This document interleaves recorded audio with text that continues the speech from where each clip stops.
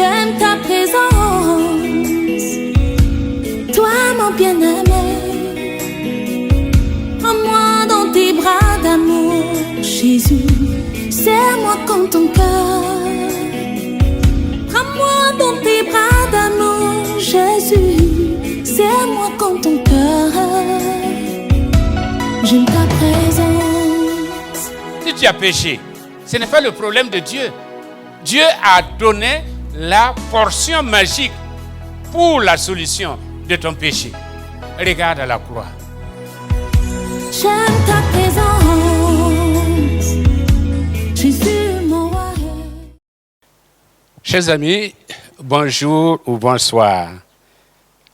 Aujourd'hui, je voudrais considérer avec vous un thème, un cri, qui va constituer notre thème de réflexion. C'est ce que nous retrouvons dans 2 Rois chapitre 2, versets 12 à 14. Et la phrase qui retient mon attention, puisque je crois que vous connaissez l'histoire, c'est l'histoire de l'enlèvement d'Élie. Et Élisée l'a accompagné jusqu'au Jourdain. Et puis Élisée l'a vu partir et il a crié, mon père, char d'Israël. Et lui aussi, il est revenu, il a récupéré le manteau, il est revenu donc au Jourdain, et puis il a frappé les eaux avec ce cri de cœur-là, où est le Dieu d'Élie? Où est le Dieu d'Élie? Et puisqu'il a vu Élie frapper les eaux, et les eaux se sont scindées en deux, se sont séparées en deux. Le cours d'eau s'est scindé en deux pour qu'il puisse passer. Et certainement, les eaux ont repris leur place. Et lui, comme premier test, eh bien, il frappe les eaux en disant, où est le Dieu d'Élie? Søren Kierkegaard a dit que Dieu construit notre foi en menaçant de la détruire. Dieu construit notre foi en menaçant de la détruire. Élisée vient de vivre une dramatique expérience, c'est-à-dire l'unique expérience même de sa vie, à part sa naissance. Son pilier vient de lui être enlevé. Il y a un vide existentiel et surtout un vide prophétique. Alors, il crie parce que désormais, il est face à de lourdes responsabilités et il faut qu'il s'assure de la présence de Dieu. Jusque-là, il n'a fait qu'accompagner Élie. Jusque-là, il n'a fait que voir Élie agir, ou Dieu, disons, voir Dieu agir à travers la vie d'Élie. Mais maintenant, il va falloir qu'il puisse revêtir le manteau, ce manteau qu'il vient de récupérer, eh bien, qui était le gage de l'autorité d'Élie. Eh bien, il veut s'assurer que celui qui a été avec Élie sera avec lui. La question d'Élisée c'est l'écho de toute la question de tout être, en tout cas de tout être croyant, de celui qui connaît Dieu, de celui qui traverse des épreuves, de celui qui est bouleversé par des événements dans sa vie. C'est le cri de tout âge, de tous les enfants de Dieu face aux différentes responsabilités et face aux différentes crises dans leur vie. Je pense qu'aujourd'hui, nous pouvons poser la même question. Où est le Dieu d'Élie? Le Dieu des miracles, le Dieu qui renverse toutes les situations, le Dieu qui change tout. Où est le Dieu d'Élie? Alors, qui est le Dieu d'Élie?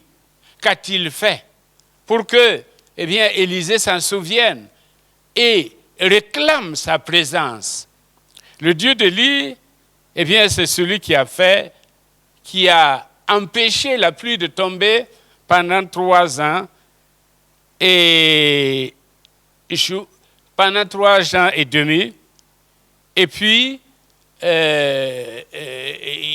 pendant ces 3 ans-là, il n'y a rien, c'est la sécheresse complète, rien, aucun nuage à l'horizon, rien qui annonce que la vie, en tout cas la vie terrestre, va reprendre, dans cette localité-là, la vie terrestre va reprendre son cours. La pluviométrie va revenir comme il est d'habitude. C'est ce Dieu-là, celui qui a fait pleuvoir, et celui qui a empêché la pluie pendant 3 ans et demi. Et après tout cela, en un rien de temps, en un laps de temps, eh bien, c'est le Dieu qui a fait pleuvoir. Il a fait que ce qu'il a retenu est revenu. Ce qu'il a empêché, il l'a permis. Le Dieu d'Élie, c'est celui aussi qui s'occupe de son serviteur. Il le nourrit, il le protège, il prend soin de son serviteur. Eh bien, une façon de dire à Élisée, eh bien, de la même manière que j'ai pris soin d'Élie, même en le nourrissant par des corbeaux, de la même manière que je l'ai protégé contre la colère d'un certain Akab, d'un certain roi Akab, et de la même manière, je serai avec toi, je prendrai soin de toi, je te protégerai, je ne t'abandonnerai pas, je ne te délaisserai point. Eh bien, il prend soin de la veuve et de l'orphelin, il pourvoit leurs besoins. Et bien, il va jusqu'à ressusciter le fils d'une d'entre elles. C'est ce Dieu-là. C'est ce Dieu-là qui est le Dieu d'Élie. Celui qui a compassion de la veuve et de l'orphelin, celui qui a compassion de celui qui souffre, celui qui a compassion de celui qui est endeuillé, celui qui a compassion de celui ou de celle qui traverse des moments difficiles dans sa vie, celui qui n'oublie personne, celui-là qui réellement prend sur nous, eh bien, non seulement nos fardeaux, mais nos douleurs, et nous comprend. C'est le Dieu qui répond par le feu, comme sur le mont Carmel, il a répondu par le feu. C'est le Dieu qui, au moment indiqué, répondra par le feu. C'est le Dieu qui encourage les serviteurs déprimés, tous ces enfants déprimés. Et à l'heure actuelle, eh bien, c'est le Dieu. Mon frère, ma sœur, c'est le Dieu qui veut t'encourager et qui t'encourage et qui te dit, prends courage, mon enfant, je suis avec toi. C'est ça le Dieu d'Élie, qui n'abandonne personne, comme nous l'avons dit, qui est et qui accompagne ses enfants et qui leur donne les forces nécessaires pour marcher et pour ne pas se fatiguer. C'est le Dieu qui assure la succession aussi, parce qu'il a remplacé Élie par Élisée. Il assure la succession. C'est-à-dire que c'est le Dieu qui prépare notre avenir. Non seulement il a couvert notre passé, il s'occupe de notre présent, mais il assure aussi notre avenir.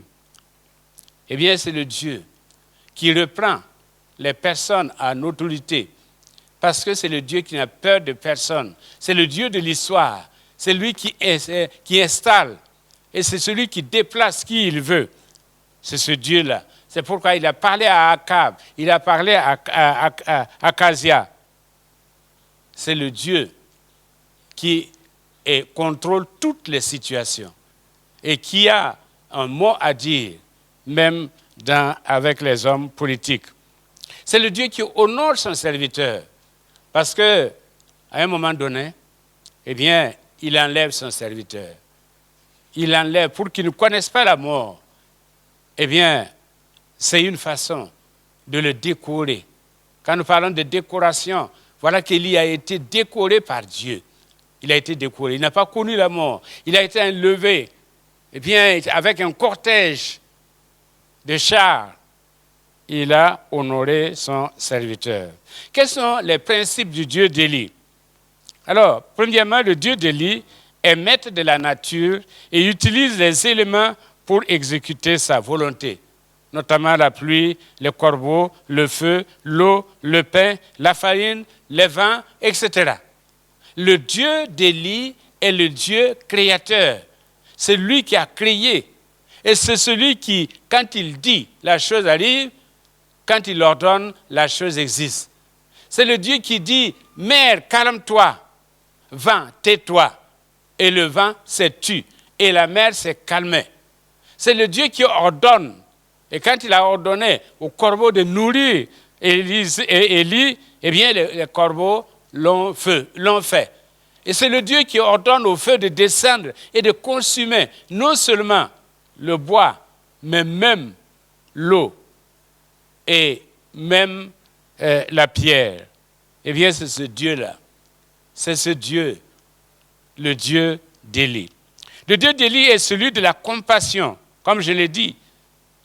Compassion pour son serviteur et compassion pour les vulnérables sociaux. Je vais te dire ce soir ou ce matin que le Dieu d'Élie, il a compassion de toi. Il te voit dans ta souffrance. Il te voit dans ces événements qui ont bouleversé ta vie. Mais il a compassion de toi. Il a compassion de toi. Comme Jésus a eu compassion du fils unique de la veuve, eh bien, il a compassion de toi. C'est ça, le Dieu d'Élie.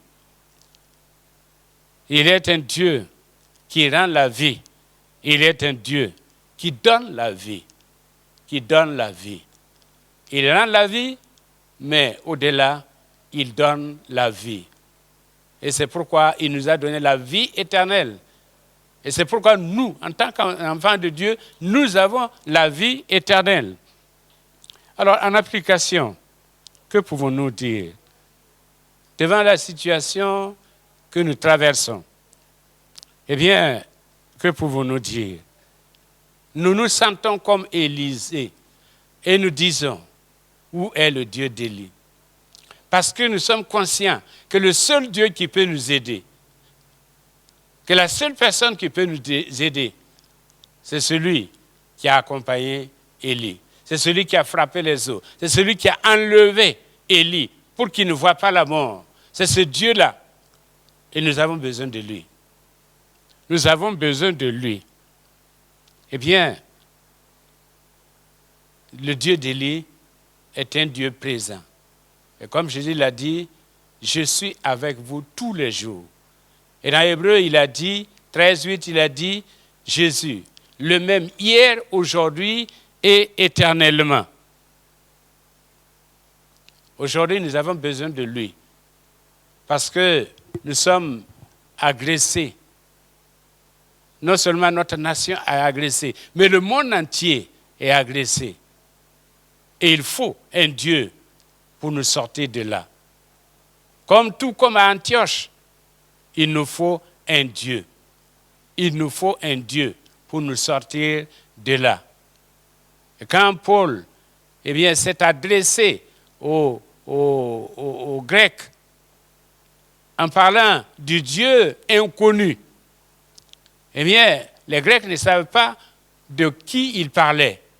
Mais Paul a dit, le Dieu inconnu, celui qui a assisté votre ville, celui qui a arrêté l'épidémie qui détruisait votre ville, eh bien, ce Dieu-là, ce Dieu inconnu-là, c'est celui que je vous prêche.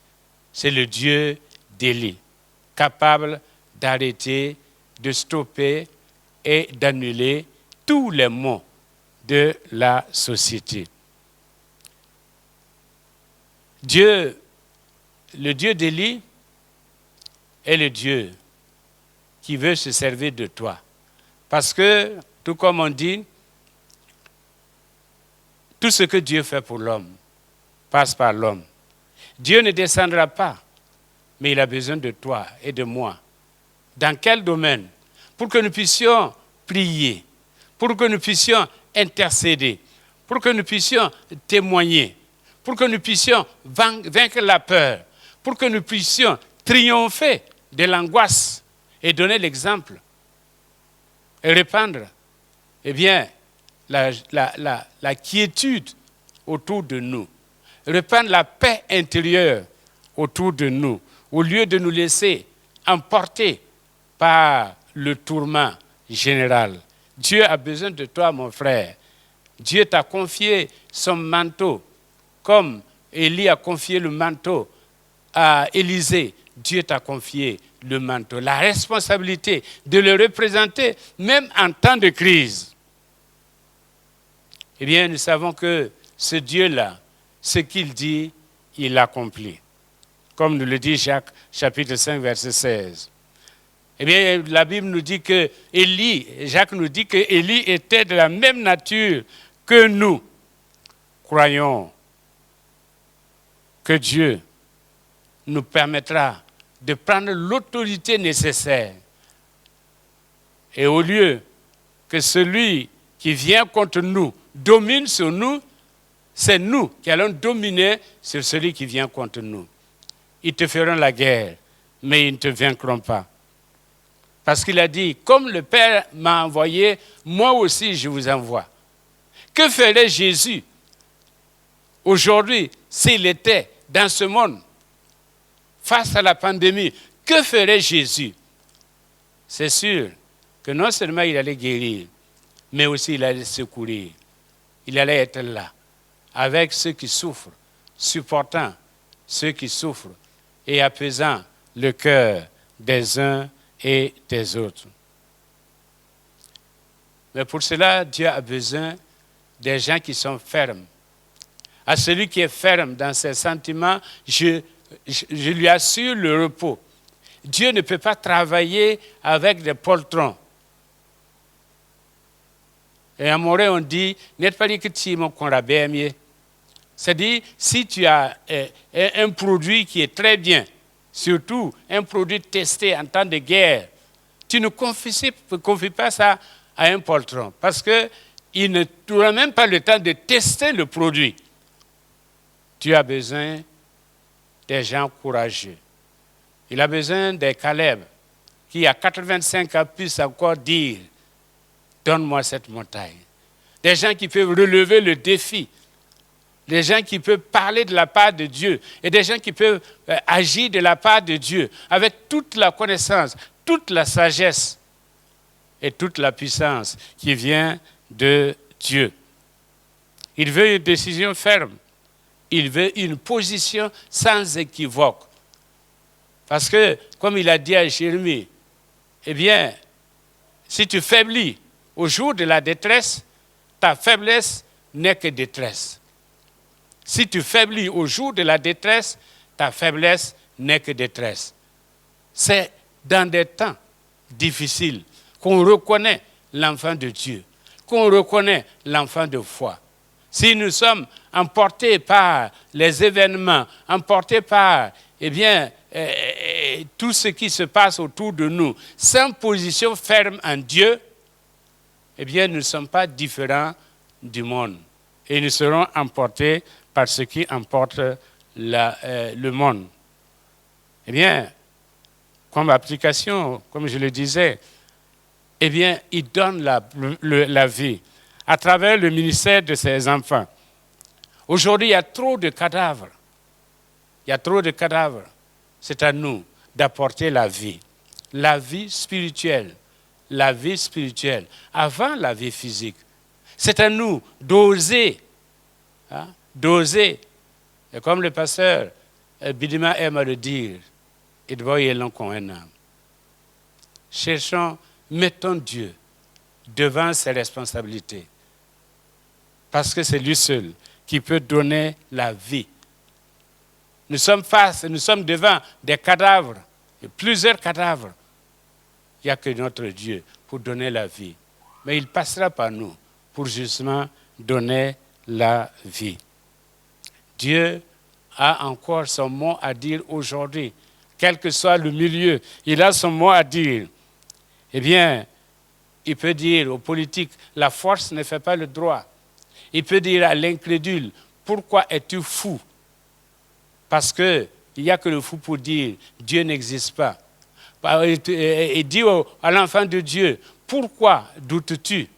Comme il a dit à Marthe et Marie, pourquoi doutes-tu? Si tu crois, tu verras la gloire de Dieu. L'Église est là, l'Église est témoin, mais l'Église est un témoin vivant. Il est là pour soutenir et donner de la force à tous ceux qui sont découragés, afin que fortifiés, ils puissent accomplir la volonté de Dieu.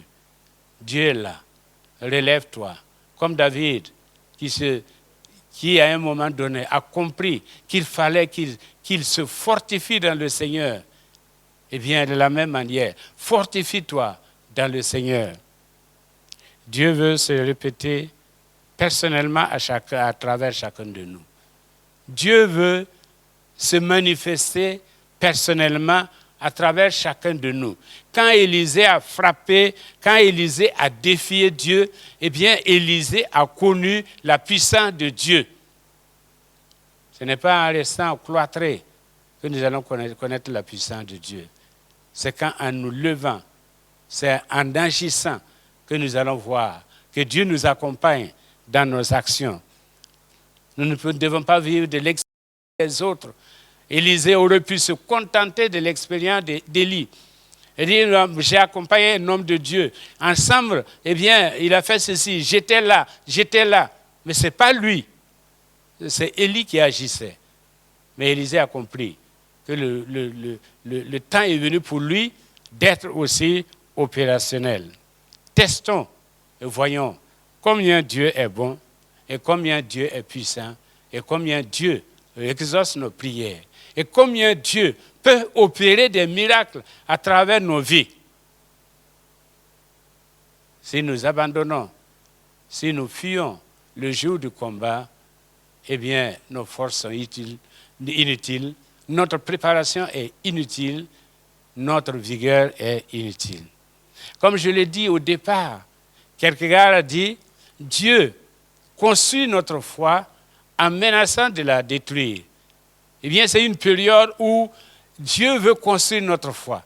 Mais c'est comme s'il menaçait de la détruire. Tout comme il a menacé de détruire la foi d'Élisée quand il s'est retrouvé sans Élie. De la même manière, Dieu veut construire notre foi. Où est le Dieu d'Élie? Eh bien, mon frère, ma soeur, il est près de toi.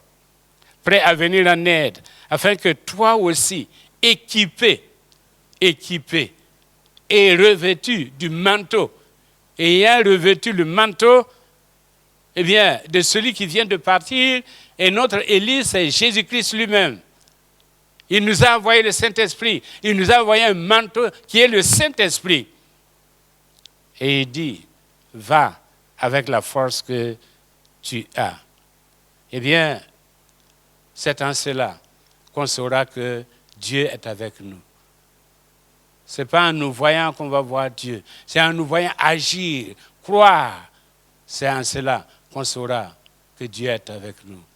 Et c'est en nous voyant utiliser le manteau, c'est-à-dire le Saint-Esprit, cette puissance que Dieu nous a donnée pour restaurer des vies, pour redonner de la confiance. C'est en cela qu'on saura qu'effectivement, eh bien, Dieu est avec lui. Parce que les prophètes, les fils des prophètes, qu'est-ce qu'ils ont fini par dire? Quand ils ont vu Élisée qui revenait, et ils ont dit, l'esprit d'Élie est sur lui. L'esprit d'Élie est sur lui. Que l'esprit d'Élie soit sur nous. Que l'esprit d'Élie nous accompagne. Que l'esprit d'Élie nous amène à relever des défis qui se présentent à nous, chacun pour sa part. Que le Seigneur vous bénisse et que vous trouviez le Dieu d'Élie, qui n'est pas loin, qui est prêt, qui est disposé à se révéler à vous au nom de Jésus-Christ. Amen.